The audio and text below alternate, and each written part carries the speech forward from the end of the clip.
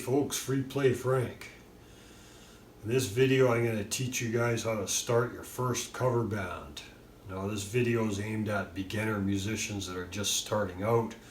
I'm going to give you everything you need to know, from jamming in your bedroom by yourself to going out and playing with your buddies and playing house parties and stuff.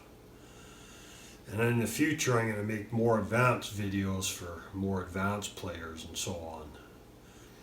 And then later I'm going to play a super cool song from 1979, Rock and Roll Fantasy. And I got a shout out for you guys tonight too, Rick Beato.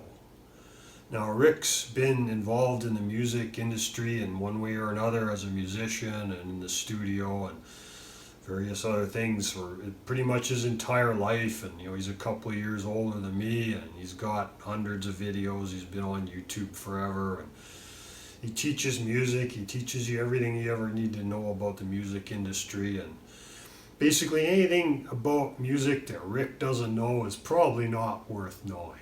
So make sure you check out Rick's channel, guys. Alright, let's get going.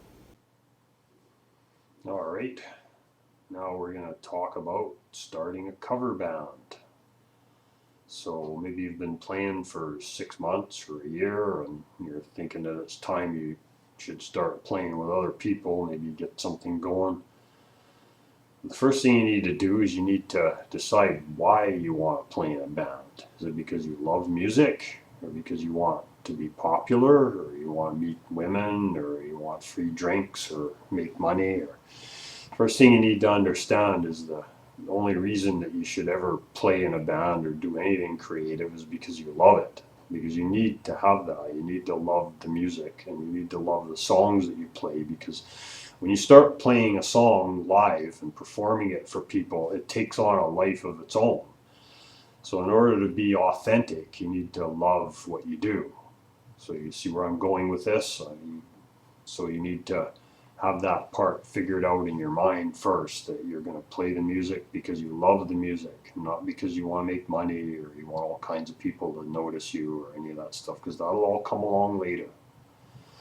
Okay, next thing you need to do is you need to find like-minded people that are on the same wavelength as you. And maybe you're the guitarist, you need a drummer and a bass player and a singer and maybe a keyboard player.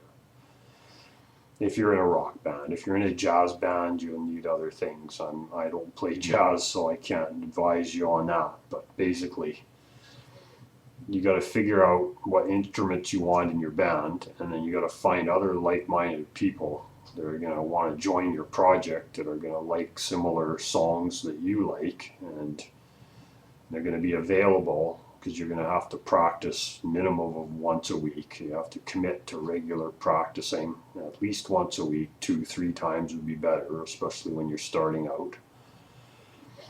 The next thing you need to do is you need to have a place where you can practice, like a jam space, like in someone's basement. Usually it'll be the person that owns the drums or the PA system, because those are the hardest to move. I mean, it's easy to pack a guitar and an amp or a saxophone or a violin or whatever, but if you do end up having a jam space that's owned by someone other than the drummer, it would be a good idea to get a kit set up there that could stay there all the time, so he doesn't have to take his apart and move it every time. That would be a good thing to do. Now, for a PA system, you need something where, depending on how many people you have singing, the only thing you should be putting through your PA is vocals. Like, don't get into miking your drums or your amps or any of that stuff. That's all over your head when you're beginning. Just use the PA system for singing through. So depending on how many people you have in the band that are going to sing, you need a microphone for each of them and a stand, and you need a mixer with some basic effects like reverb and a couple of speakers. Floor monitors would be nice, but you can add them later. You can get a basic used PA system on Craigslist, depending where you live, for anywhere from $200 to $500. If you got more money than that, then you get more options. And same goes for your guitars, amps, drums, keyboards. So you need to pick something that's going to be suitable for the music you want to play and that you can afford, that you're going to feel good playing. So, like, you can't afford a vintage Les Paul. You've only been playing guitar for 6 months, so maybe you're gonna have to go with a, a Behringer or a Yamaha or something like that for a couple $100. Well, that'll get you going.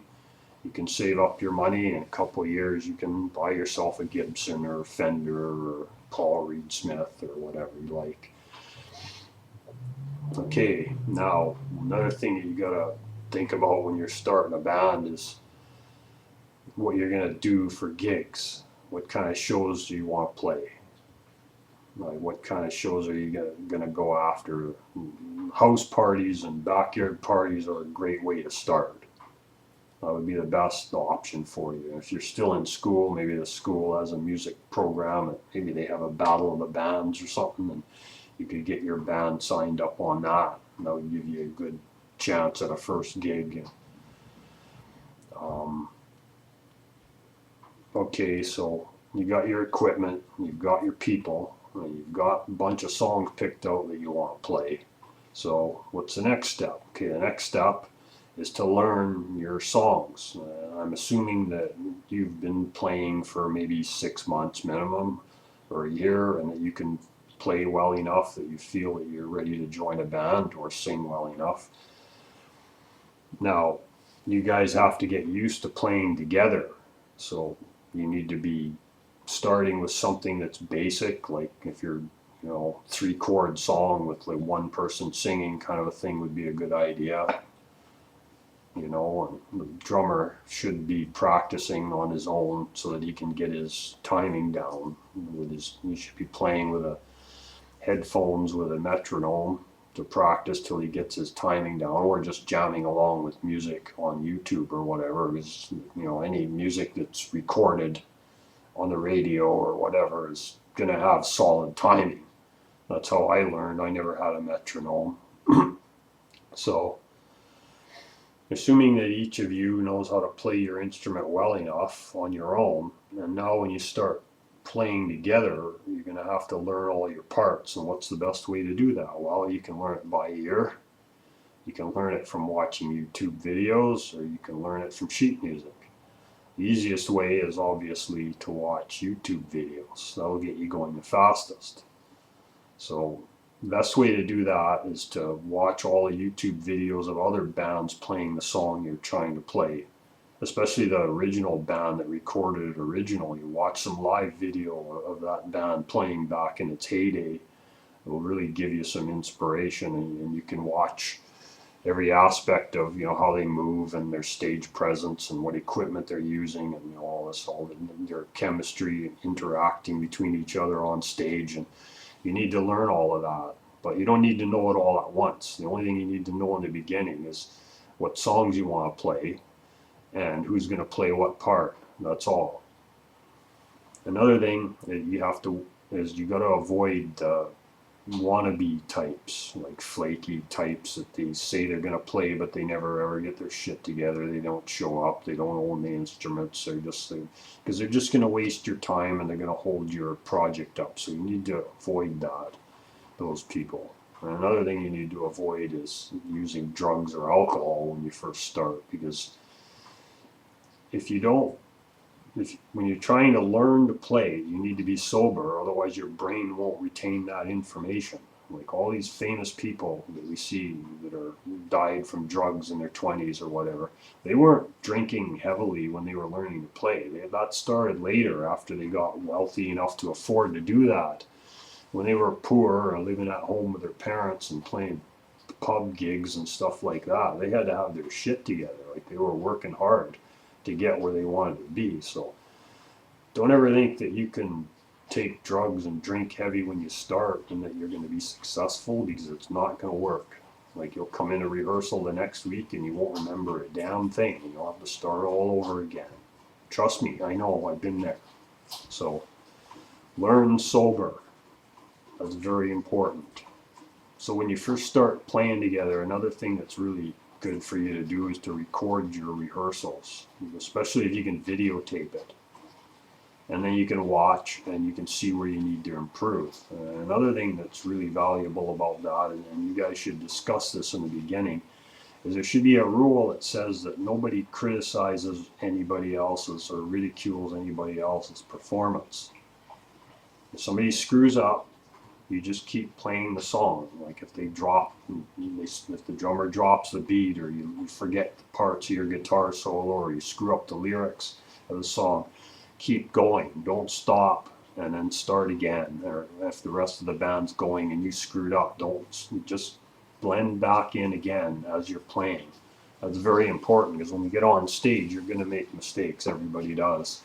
And you have to just blend back in. Like you miss a beat, pick it up on the next beat. You know, if you forget the lyrics, sing the first verse again. That works. I've done that lots. So when you're watching the videos, everybody should be watching their part and seeing where they can improve, and comparing it to the original bands that have performed the songs, and see how close you can get. But of course, that comes later. In the beginning, if you can get through the song where everybody's starting and finishing at the same time, you're doing well. So you can do that for the first 2 months. Like it's probably going to take you, I would ask, my first band took at least 6 months before we could play well enough to play in front of any audience. And I included our family members that we, you know, sure you know where I'm coming from there. So in the beginning, you guys need to be working together, and you need to be spending time working on the songs and talking about the songs and breaking all the parts down and discussing the theory and all this sort of stuff, so that you can really get the hang of what it takes to put a song together and to get it from an idea to a performance. So hope this helps get you guys going, and thanks for watching.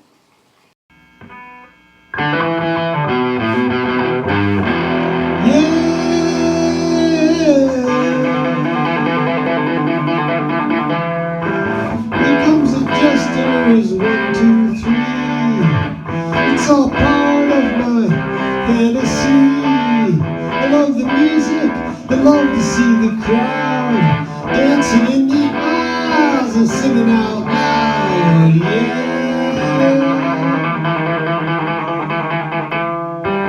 Here come the dancers one by one.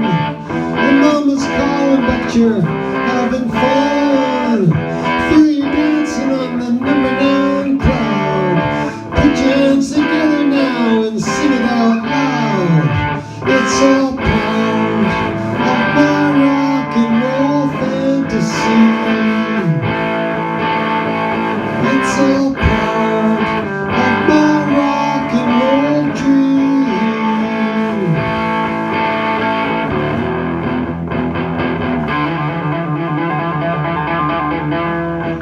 Call out the spotlight, one and all, and let the music get down to your soul. The music is so loud you can hear the sound, reaching for the sky, burning up the ground. It's all part of my rock and roll fantasy. It's all part of my rock and roll dream.